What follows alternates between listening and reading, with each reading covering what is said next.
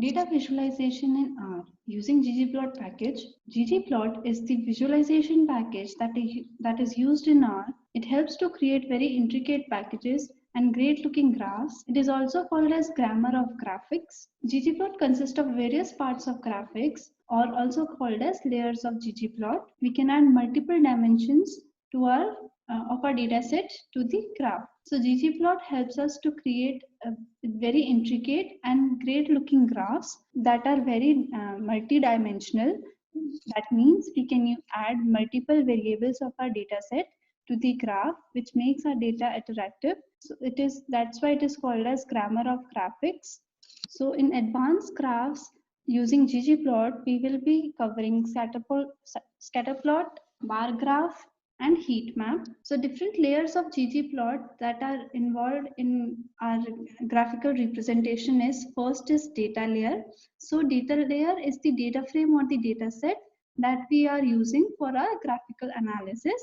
Next is aesthetic mapping. So a set of aesthetics mapping specified using AES function and combined with plot defaults as described in aesthetic mapping.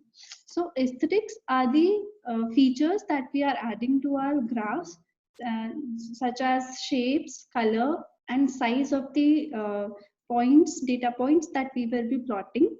Next is the geom layer or the geometric layer of the ggplot.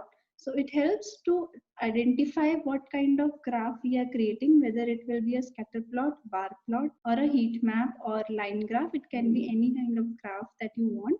So it comes under geom layer. Next is the stats layer. So stat layers, statistical transformation performs some useful statistical summary, is key to histogram and smooths. To keep the data as is, use identity as stats. So stats help us to give the counts or any of the statistical function that we need in our graph. We can give that function under stat layer. Next is the facet layer. So facet layer helps to partition a plot into a matrix of panels wherein each panel shows different subset of the data. So as per a categorical or a factorial data of your variable of your data set, you can divide the graph into multiple subsets and create different plots based upon the subsets. Next is the position adjustment. So it helps us to help the objects or the points that you are plotting on your graph to position them and adjusting the text of your graphs. So let's go to R and create some beautiful graphs using ggplot package.